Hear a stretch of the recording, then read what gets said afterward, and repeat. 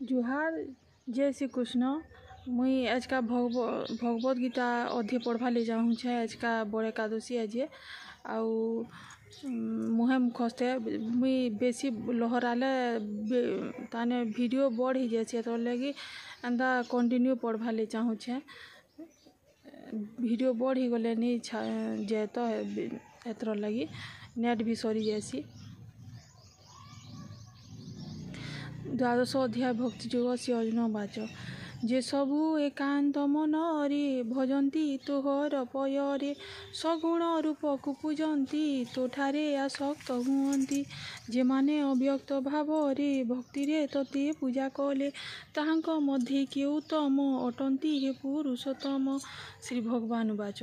जे माने मोरे मन देई नित्य उपासना करई मोहरे श्रद्धा जे करंती मो मते श्रेष्ठ से अटंती जे माने इंद्रिय बाहार अचिंत्य अव्यक्त अक्षर अचल ध्रुव सर्वगत आकार विहीन कूटस्थ ब्रह्म को उपासना करे से मध्य मते पाई पारे जेणु मोहर क्षय नाही तेणु मो अक्षय बोलाई जे सबु मोर भक्तगण इंद्रिय करीण दमन समस्त प्राणी को समान करई सकल कल्याण निश्चिंते ब्रह्म को भजंती अंतिमे मते से लभंती सगुण निर्गुण एबेनी भजिले एक फल पुणी मेघरु जल बहि आसे नानादि आकार विशेष मात्र से अटे एक जल प्रभेद नाही मने भाल एपरि मोर जेते भक्त मुठारे देई थांती जित जन्म मरण धर्मपण संसारु रखई मु जान तांकर उद्धार निमंते मुकर्ता अटई साक्षाते ताहांकु देव जान बाटे मुक्ति दियई ब्रह्म घटे मात्र तू तोर बुद्धि मन मुठारे कर समर्पण तेबे देहांते मो शरीर लभिबु सन्देह न कर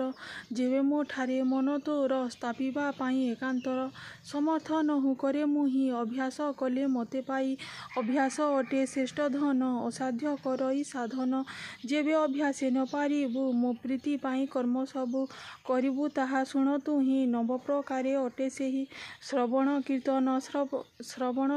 स्मरण प्रणाम पूजन वंदन सखापण बा भृत्यपण किय बा आत्मसमर्पण ए मधु जहा तुहि कर सिद्धि लभिबु तुनि कर तेबे बा एहि परि तुहि असमर्थ करिबा पाई तेबे तू मन संयत रे पस शरण मोहठारे जेतेक कर्म मान तोर फल कामना दूर कर अभ्यास ज्ञान श्रेष्ठ होई ज्ञान ध्यान श्रेष्ठ अटई कर्म फल आशा त्यागी जेहि ध्यानरु श्रेष्ठ अटई कर्मर फल को छाड़िले शांति मिलई आसी भले सर्वजीवे जा देश नाही दयालु मंगल करई ममता शून्य मन जार नाही अहंकार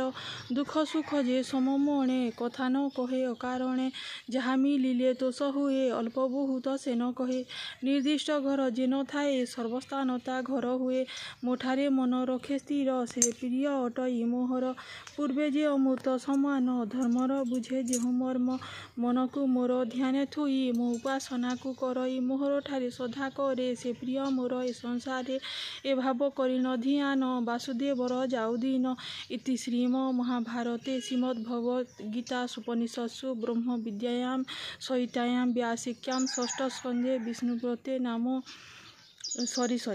इति श्रीम महाभारते श्रीमद् भगवत गीता उपनिषत्सु ब्रह्म विद्यां योगशास्त्रे श्रीकृष्ण अर्जुन संवादे भक्ति योगे वर्णने नाम द्वादशोऽध्यायः। गीता महात्म्य श्रीकृष्ण उवाच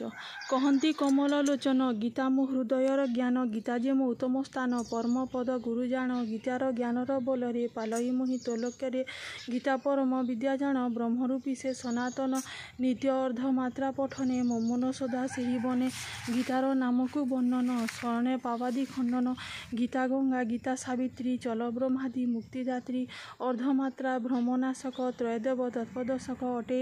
अटैते नाहियान मन स्थिर करि जान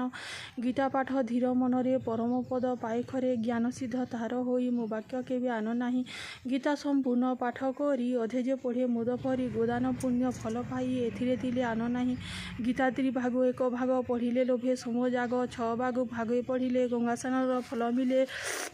गीता 2 अध्याय पढ़िले चंद्रलोक को जाए बोले जन्म पर्यंत तहीं रही एथिरे किछि आन नाही जे गीता पढ़े अध्याय क से बसे जाए रुद्रलोक जे अध्याय पढ़े मनंत सूर्य लुके जाए जे गीता मध्य 10 गोटी किपा 7टी 5 गोटी 4टी 3टी 2टी गोटे अभा अर्ध गोटी से लोक अयुत बरस इंद्रलोक करे बास जे गीता मध्य एक पाद पढ़े पाए परम पद जे गीता पढ़ई शुणई महापापुर मुक्त ही जे सदा गीता हस्ते धरे वैकुंठ मिले ता भाग्य विष्णु पार्षद होई मोर भावरे मजी थाए जे लोक जीवा समय गीता को अध्याय कନରେ शुणे मुक्ति से लोभ एते सन्देह किछि नाही जे जहा कामना करई गीता फाटे सफल होई पितृ साथे गीता को जेहि पढ़े भक्ति रे मन दे संतोष हंती पितृ तार एफले जानती स्वर्गपुर संतोष चित्ते पितृगण पुत्र को करंती कल्याण गीता पुस्तक देले दान धेनु दान फले समान गीता पुस्तक सुवर्ण रे मणिन जेहु दान करे ताहार पुनर्जन्म नाही श्रीमुख वाक्य एटई जीवन लोक एक शत गीता पुस्तक करे दत्त ब्रह्मपुर को सेहु जाए आउ संसारे जन्म नुहे गीता दान रे विष्णु परे रहे विष्णु गहन रे गीता शुणी करे दान ताठारे तुष भगवान अभीष्ट पूरण करती से लोक पाए सदगति संसारे जन्मिन ब्राह्मण क्षत्रिय वृक्ष शूद्र जन गीता मुत को न पियंती अंतिमे पांति अधोगति संसार दुख को नाशने ताहा ज्ञान नाही आने जनक आदि ऋषिगण गीता को आश्रय कईन महापाप को विनाशिले सिद्धंग मध्य गणा हेले गीतार महिमा एमंत पठने ज्ञान हुए जात से ज्ञान बोले ब्रह्मपद पाइन हंती जे मुद जे गर्वे गीता निंदा करे घर नरके से विहरे जे अहंकार गीता अर्थ न माने गर्वे हुई मत कुंभी पाकरे कल्पे जाए परिण कष्ट भोगु थाए गीता वचन जे निंदई शुकर जनी से लोभ जे गीता चोरी करी नहीं गीता पाठटा भूता हुई जे गीता अर्थ न जान परमार्थ दिए मन पागल पराए तो से ही कौन फल पाए नहीं गीता को शुणी जो जन सुवर्ण पट वस्त्र मान जे जन दे करे दान परमात्मा हंती प्रसन्न जे गीता कहीन बुझाई ताहाको अन्न वस्त्र दे तोष करिले नारायण संतोष जात हुए जान जे पढ़े गीता महात्म्य को पाए से सर्व मुख्य फल को गीता महात्म्य जो जन हेलारे न करे पठन वृथा ताहार परिश्रम कहती श्री पुरुषोत्तम जे गीता महात्म्य सहित पाठ करी सधानित महात्म्य सह गीता शुणे उभय धर्म प्रभावेणे परम गति को लभंती अक्षय सुख बहुदांती गीता महात्म्य सह अर्थ जे शुणे पढ़े से कृतार्थ असीम्य पुण्य फल थार